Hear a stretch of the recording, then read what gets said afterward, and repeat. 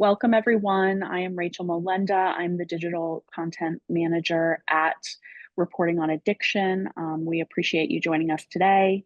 Today's conversation is part of our work to help journalists cover the billions of dollars coming into communities from opioid settlement litigation. You can find recordings of previous fireside chats and all of our resources on our website, which is reportingonaddiction.org. And in a minute, we'll share that link to the site in the chat. We are going through a little bit of a transition as we launched a new website this week. So if links are funny, give it a day or two while we are working on fixes. I know that we have folks with us today that might not be journalists on the call, and we're happy to have you. Just know that the focus of today's conversation is supporting journalists who are working to cover this complex topic. If you're not a journalist and want to help reporters cover opioid settlement funds, share the recording of this conversation and our resources with your local newsrooms. We'll be posting this recording on YouTube and sharing it with you via our newsletter tomorrow. So keep an eye out on your inboxes. And if you have not signed up for our newsletter yet, my colleague Jonathan is going to drop a link in the chat for you now so that you can. You'll receive updates on future fireside chats like this one and when we have finalized new resources. And as we get ready to start our conversation, I would like to ask you to please drop questions in the chat at any point during the call, and we'll save time for a Q&A at the end. And now I'd like to introduce you to our guests today from Mississippi Today, Alan Siegler and Kate Royals, who this week published Black Box, a report that takes readers inside Mississippi's opioid settlement spending. Alan is Mississippi Today's mental health reporter. Before joining the outlet, he reported on public health for nonprofit newsrooms like Mountain State Spotlight, based in West Virginia, and Health Beat, a startup with bureaus in Atlanta and New York. And Kate is a Mississippi native and became Mississippi Today's managing editor in June of 2025. She previously served as the newsroom's community health editor, and under her leadership, the health team won the 2023 Bill Miner Prize for Investigative Reporting for its series Shaky Science and Fractured Families, which she co-reported. So welcome, Kate and Alan, to the call, and let's get started. Why don't you kick us off, Kate, talking about why Mississippi Today as a newsroom decided to focus on opioid settlement fund distributions. Sure. Thanks, Rachel, for having us. So last year, I believe, we had an intern who was, and we were lucky enough to work with KFF, shout out Aneri, who I think is on here somewhere, to kind of look at how Mississippi, or just kind of what Mississippi was doing with its opioid settlement funds. I had kind of noticed that there was a lot out there about what other states were doing, and it was pretty quiet on the Mississippi front. And we ended up co-publishing with KFF a story about, like, here's what Mississippi's MOU says. But there was a lot of and we used, the database that KFF had to figure out sort of like the numbers we were getting, and but it was just oddly quiet on the part of the Attorney General's office, on the part of the entity, our state's academic medical center, who was originally supposed to be receiving 70% of the funds to create an addiction center. We couldn't get anyone to talk. We noticed that the academic medical center already had a center on addiction. It was just confusing. And whenever there's like just quiet like that and a whole lot of money, obviously it kind of raised a red flag for me. And so it was something that I really wished we could have kept pushing on in the interim, but it wasn't until we got a grant specifically to fund a mental health reporter that I thought, okay, well, now we've got somebody who can actually dig into this.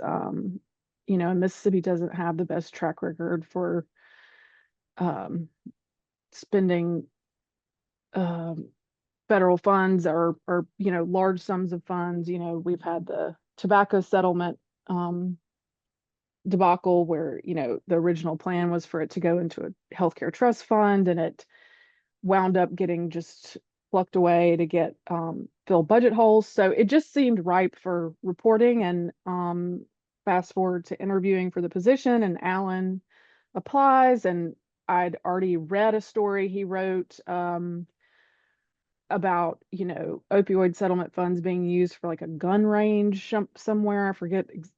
I guess that was West Virginia. And he can correct me if I'm wrong, but which he will. But anyway, so it was just perfect. Like and so when he got here, I was like, please start looking into this, and he did. And just it was like every day he was coming into my office saying, this is weird. And I was like, yeah. So that's how we got started. It struck me as just a very, very like I said, ripe subject to dig into. Nobody else was talking about it, no other media. So that was how we kicked it off. And Alan, I'll let you kind of pick it up from there. Yeah, thank you so much, Kate. Alan, could you talk about, considering Mississippi's past with managing kind of settlement funds, as Kate referenced, how did you approach the start of this work, and how can you take us through how it went into this recent set of stories, of which I think there is one publishing tomorrow as well. Is that correct?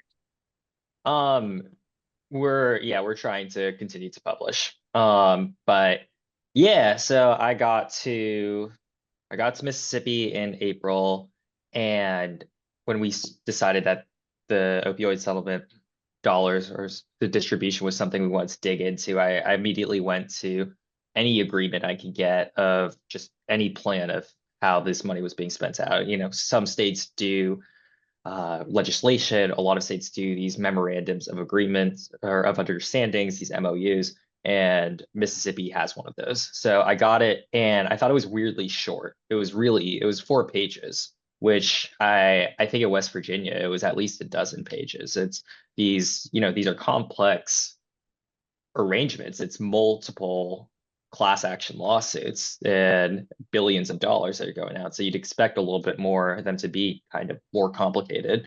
But Mississippi's MOU is 4 pages, I believe.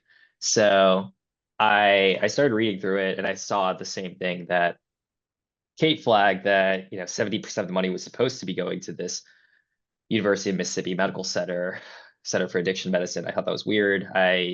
But I had always seen these memorandums executed. Like, I've always seen these be the plans in other states. So at that point, a law had passed the previous month, I think, in April, either March or April, in the previous legislative session, that changed that plan. I didn't know. First, I just wanted to say, like, is this all kosher? Can the legislature do this? And we talked to some legal experts, and they said they can.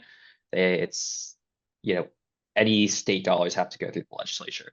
So that was, I think, one of the first things, was just figuring out what was the arrangement. How is this money? Where was this money starting? And then where was it going? So we figured out that the money is being overseen by the Attorney General's office, but at least the state portion we learned is going to be controlled by the legislature. They'll be advised by a new committee they created, the advisory committee, and the opioid settlement. I don't know the exact name of it, but it's an advisory committee similar to other states. And then a smaller portion, 15%, will go directly to cities and counties. So once we learned those building blocks, it just led us to, we kind of divided it into, like, okay, let's figure out what's going on with the state. And that was a little bit more public because there was a bill that passed, and then what was happening with the local dollars. And at that point, we were well over 2 years into the distribution.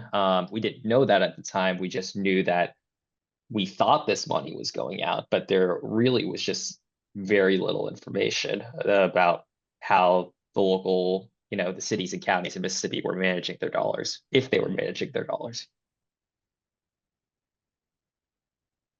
Thank you for that. And Kate, can you talk about your perspective as the editor of, overseeing this reporting?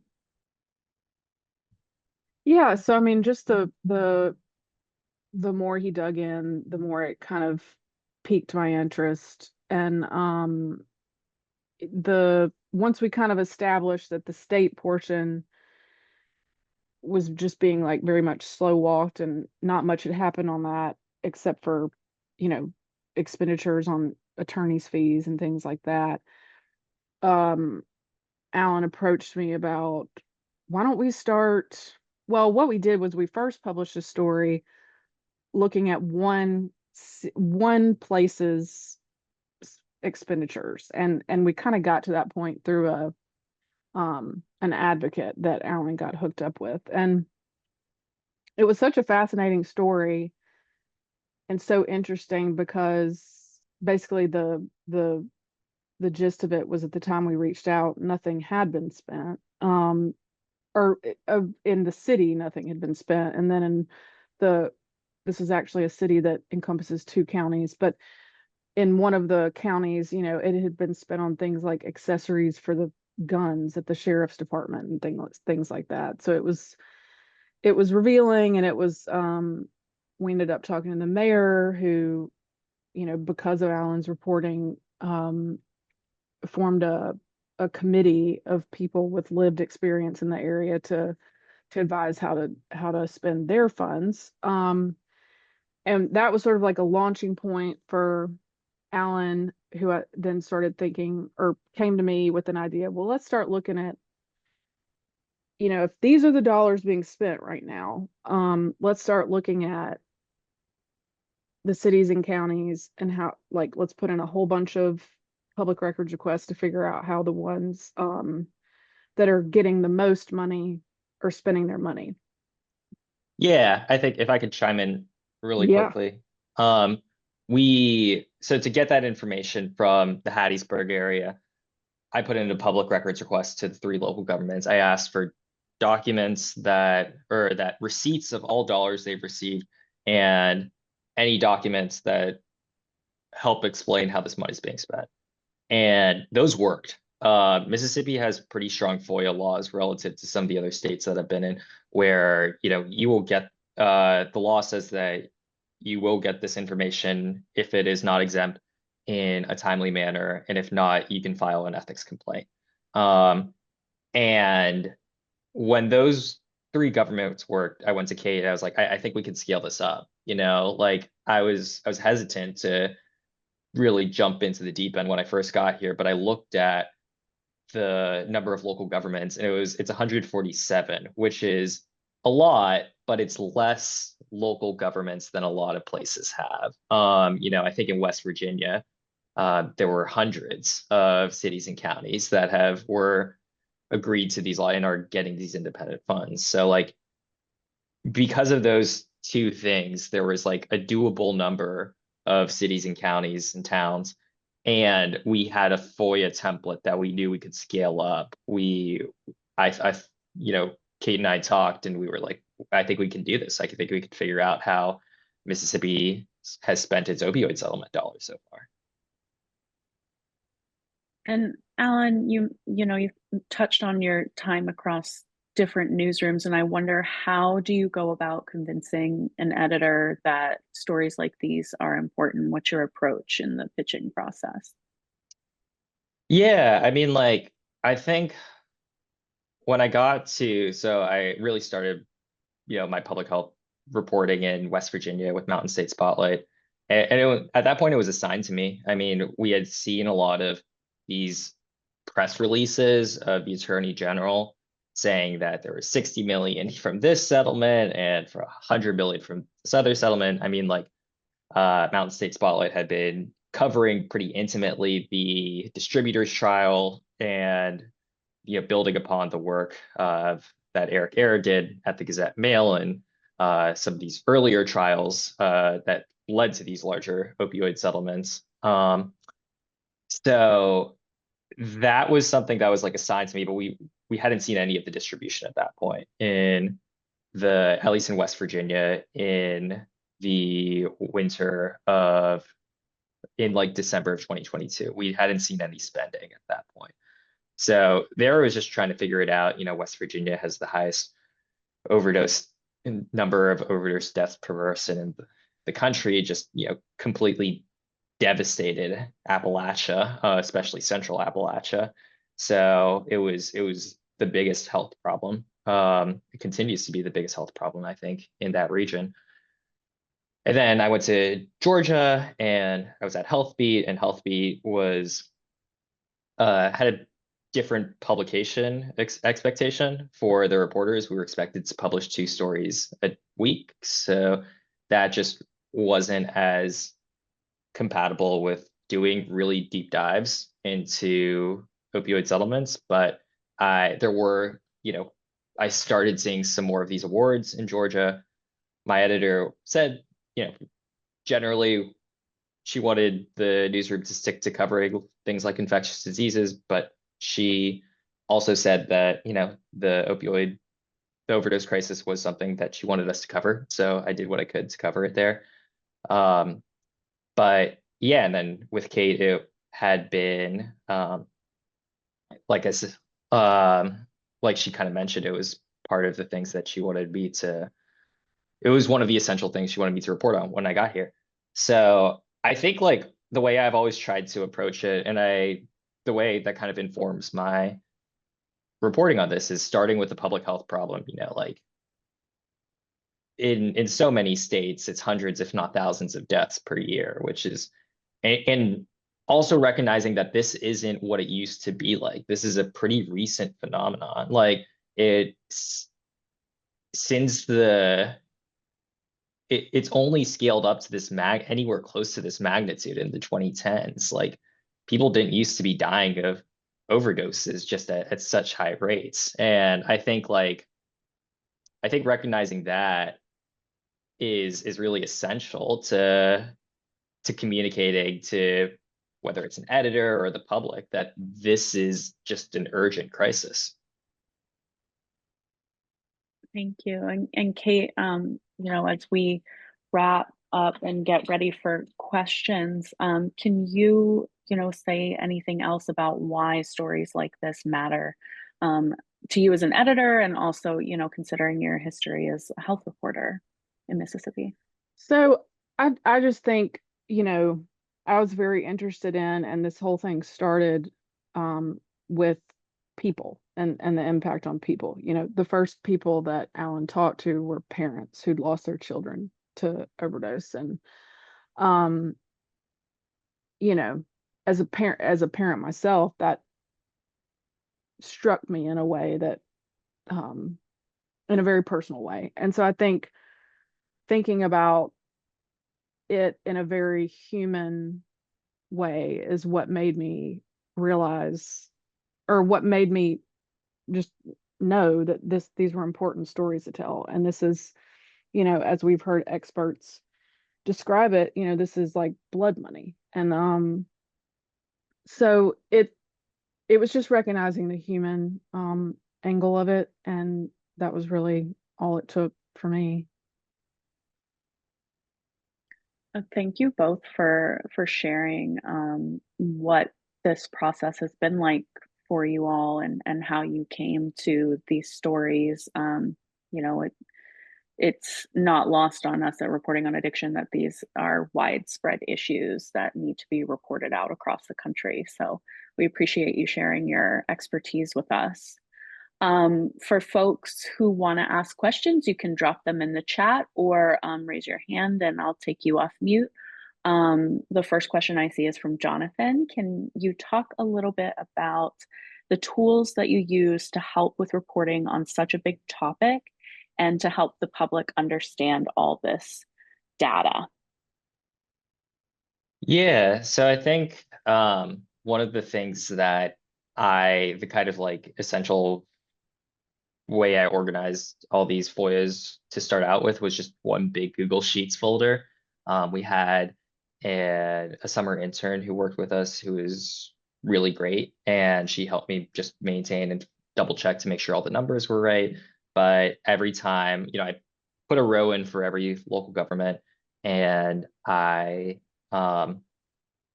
anytime once I put in all my public records requests, when I got responses, I would have a Google Drive folder where I put all the information I gotten from that government and just store it there, and then just kind of go through the different columns and fill in the information that eventually made it out, most of which made it out to the public facing database we now have. So that was kind of the first tool that I was using, and then I later uploaded them to Document Cloud to just, have to share with the world, to add notes in where I could like highlight specific things and inconsistencies in some cases where from what the records show and what the officials were saying. So that was how we got a lot of the foundation. And then we worked with a team to, our graphics team to develop these really wonderful flourish maps as well, which I was so grateful that they put together these great maps, and just to help present different ways of thinking about all these big complex data. And then I think just that's the second part of that question about helping the public understand this data. From my perspective, I just try to make sure the stories were written as simply and directly and clearly as possible, because it is really complicated and it's a lot of numbers and all that. So I mean, I always try to edit stories in that way, but I was especially attuned to that this time. Thank you. And Aneri, I see you. Go ahead. Thank you. Hey, Alan, Kate, great to see you both. And your reporting on this has been amazing. It's been so fun to kind of slowly make my way through all the stories. I'm wondering if you could get into a little bit more detail around the records requests you put in. So like, Alan, did you file all of them yourself? I think you mentioned it was template language, but I'm wondering like when folks got back to you, in my experience, like people don't always actually get me what I want, or they have different exceptions. Did you have a standard of like, I'm going to follow up with each place twice and then that's it? Or just, can you talk a little bit more about like the messiness that happens even if you start with the standardized thing? Yeah, thank you for that. And thank you for Aneri. I talked to pretty early on in this process just to get her thoughts, and she was just so helpful. And in my opinion, is just been covering the opioid settlement distribution better than anyone else. So, I was telling a story actually before we started recording of some of the one of the issues I ran into was like there's 147 local governments of different sizes. So some of them, it's like the city of Jackson, where I'm in right now and where I live, and they have a pretty solid infrastructure. They have a public records, a FOIA portal where you can submit your records requests. And then there was like these really small towns that just like where I just struggled to find out who the city clerk was. And like there was one town where I think I called the restaurant across the street from City Hall because like just to find the phone number for City Hall, and then called City Hall to get like an email address that I could send any records request to. So yeah, no, it was super messy at times. And there were, the language that I used, there was, I think, for the second part in particular, the like records that all documents that show how this money's being spent, like that confused a lot of officials who didn't have sometimes they didn't have those records available, but they were willing to say just like we haven't allocated anything or it's going to our general fund. So yeah, it got pretty messy, and I think there was a lot of back and forth. We eventually set a date, I think about a month and a half after we sent out the bulk of all of our FOIA requests that were like, okay, at this point, like it's just we're done. But no, um it was a lot of me calling for I would say about a little under half of the local governments got us the completed information without me reminding them and like within the allotted amount of time. And then for those other like 75 governments, like it was started with one follow-up email, which, adding in the lawyer, and that helped, with some, but not all. And then it was for about 2 or 3 weeks, my colleagues were razzing me a little bit for that. But like every day I would just call 5 or 6 local governments and just like be like, hey, you legally have to give me this information if you have it. If you don't, then we will bring in the ethics commissioner to mediate the situation. If that doesn't work, then we'll file an ethics complaint. And in just about every case that worked. So Thank you for that. That's really interesting, especially about calling a restaurant for government contacts. Was there anything in your findings that surprised you?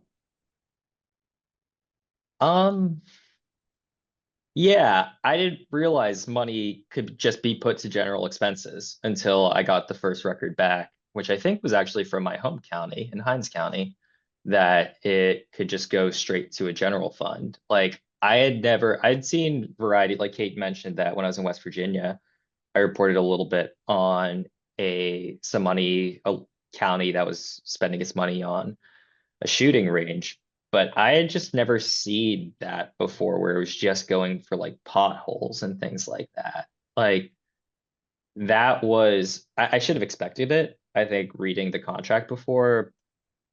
But to see now that like I think of this over $6 million that have been spent, like 4.2, 4.3 million of it's just for like these general funds, like that was really surprising to me. Just like it was, and to like what I understood a little bit, and actually like Trisha helped me, Trisha Christensen, who I think is on this call, helped me understand it a little bit better, where it was just like this contract again was like made to be really simple, and the simplest thing to do with this money is just put it to general expenses. It started making more sense to me. So that was surprising. But then when I thought about it a little bit more, and like um when I saw just the pattern, yeah, it was sad, I think, to see, but it became less surprising. We're winding down our time together. If there are any final questions, folks, you can raise your hand. And Alan and Kate, if there's something that we didn't ask or address that you want to now, feel free. Yeah, I just want to really share my appreciation for Kate throughout this process. Like it was not easy, it was hard, and like a lot of editors wouldn't have had the patience to do this type of undertaking. And yeah, I mean, like Kate and Mississippi State Management in general have just been really supportive of this. So I guess that's like, I know that if I'm trying to give advice for other reports training, I know that everyone's got different newsroom situations, different expectations for how many stories you're expected to write. Um, I think just any kind of coverage on this, as long as it's, goes a little deeper than just the information that the state cities want you to provide, like I think it's worth looking into. And there's a lot of really important ways that this money can be used. And there's a lot of people who have suffered from the reasons outlined in the lawsuits that are being that are being executed to get this money. So I think that, yeah, it's just a really important topic. And I think like I've looked up to a lot of the people who ROA has featured in the past, on these fireside chats, and looked to them as a template. And like, yeah, I think that y'all do just a really good job of providing resources for journalists, and yeah, it's important. And there's nothing in these settlements that make sure that this information becomes public eventually. So it's kind of on us. Right, I'm seeing two more questions in the chat. I think these will be our last ones. Trisha asks, what kind of feedback have you gotten on this coverage since published, of course, but even when you were asking folks questions before publishing?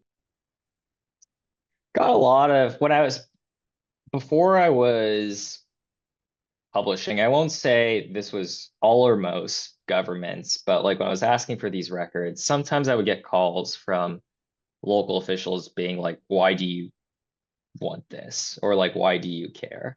And like, sometimes I would just say like, it's the law, you need to give it to me. Like that is like, that's what a public request, records request does.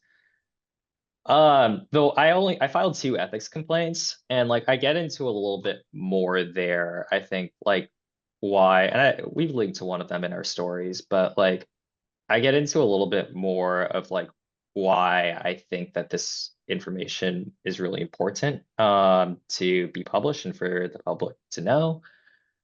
After, I mean, like everyone's generally been very nice about the reporting. I think like it's still, we're 2 days out, so we're still kind of getting some information about this. I think we've heard a little bit from lawmakers who said they're reading it, it's on their radar. There's going to be a Department of Mental Health board meeting tomorrow where the co-chair of the Opioid Advisory Committee in Mississippi will be talking about the distribution. So I'm interested to see what she touches on there. Yeah, I mean, like our ears are open. I've heard some from like advocates on the ground using this information to just better dig into what their cities and counties are doing. But I don't know. We'll see what happens. We'll keep trying to, yeah, raise the alarm bells. And Aaron asks, are you planning to continue covering how local governments are spending opioid money? I think so. I have to talk with Kate a little bit more, but I think so. There's a lot of information that we found that we just, couldn't really dig into that much in this one general story. I will say all this information is public on MississippiToday.org. And if anyone else wants to, follow up on any of this information, I would be thrilled if others also continue to who care about how their city, county is spending money, like who, any local media in Mississippi that is interested. I would be absolutely thrilled if anyone follows up on that information that we publish too. But we're also going to try to continue to continue reporting on it.